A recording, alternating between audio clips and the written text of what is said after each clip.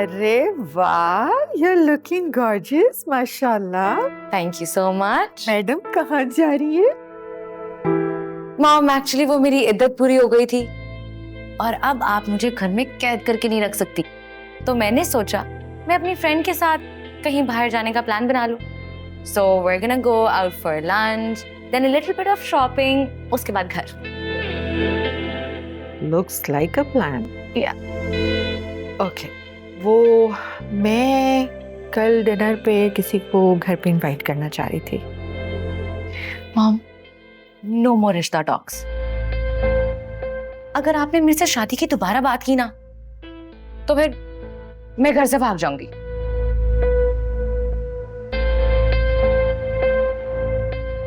I love you so much, mom.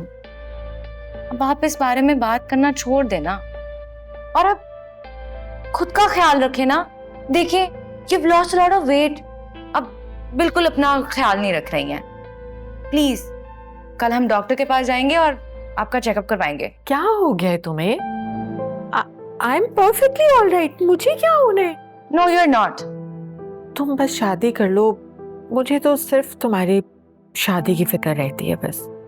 अम्मा, आप शादी की फिक्र क्यों करती हैं? जब होनी होगी हो जाएगी ना, मैं कर लूंगी। कब करोगी? जब मैं मर जाऊंगी तब करोगी। ओह गॉड, मामा, मुझे लगता है आजकल आप टीवी सीरियल्स बहुत देखने लगी हैं। इतनी इमोशनल ब्लैकमेलिंग करती रहती हैं।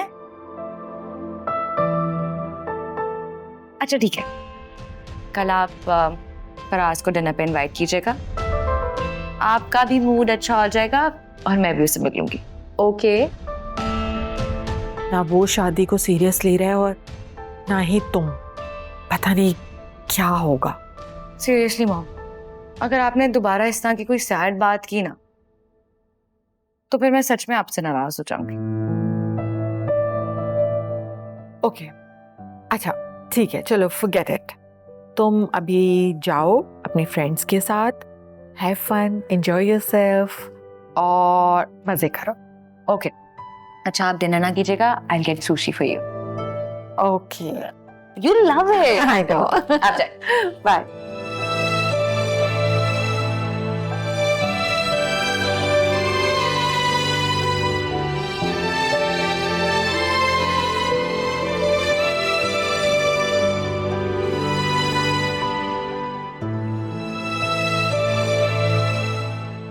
हेलो, हाँ मैं निकल रही हूँ घर से, तुम पहुँच जाओ।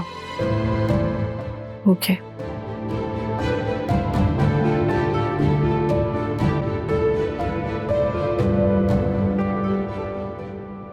आंटी, आप कुछ ले ही नहीं रही?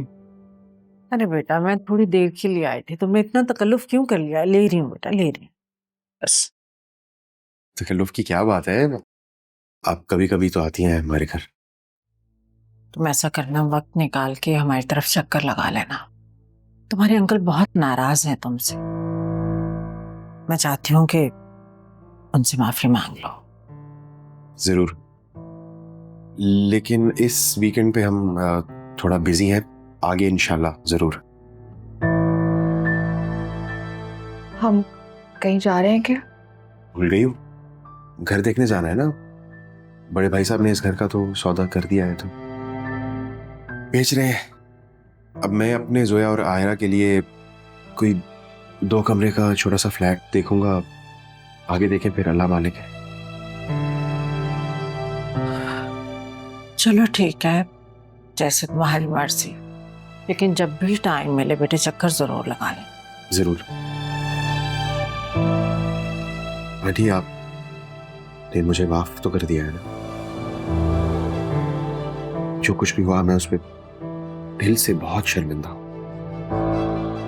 पता नहीं, मुझे अभी भी ऐसा लगता है कि अंकल के गिरबान तक पहुंचने से पहले मेरे हाथ क्यों टूट गए, मैं मर क्यों नहीं गया।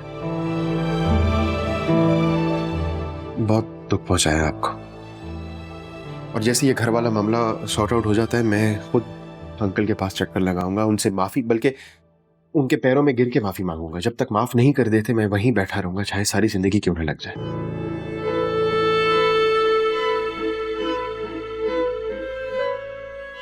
बेटा उस दिन जो भी हुआ बहुत गलत हुआ।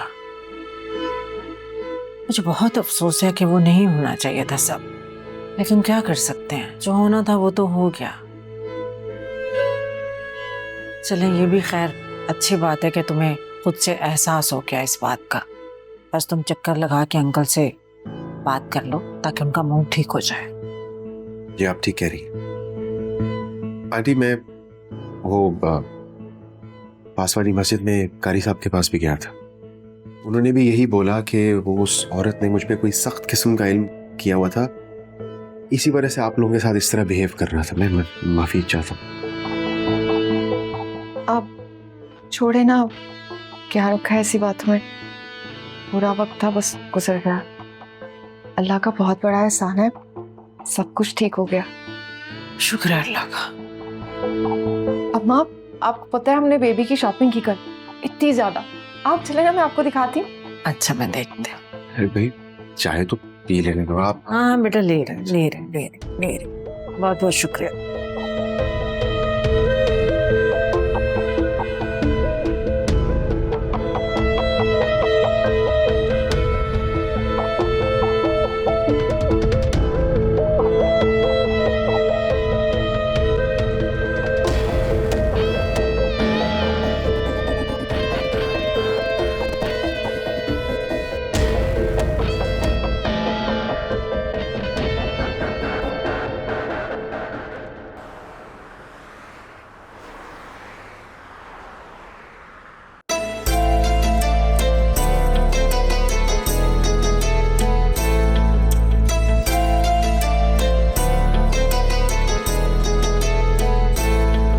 इस दिल में मोहब्बत का एहसास ही रहता है कि यार जो गम दे दे वो रास ही रहता है।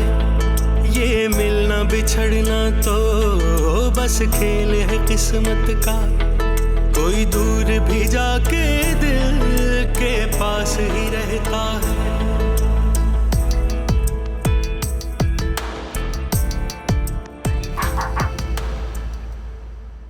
कल से सारा और मेहर की शादी की डांस प्रैक्टिसेस है और मैंने तुम्हारा नाम दे दिया। हम दोनों साथ डांस कर रहे हैं। नो वे फरिया, मुझे डांस नहीं आता है और मैं क्यों किसी कोलीग की वेडिंग में डांस करूंगा। ये क्या बात हुई? यही बात है। हमारी शादी पे ऐसा नहीं होगा।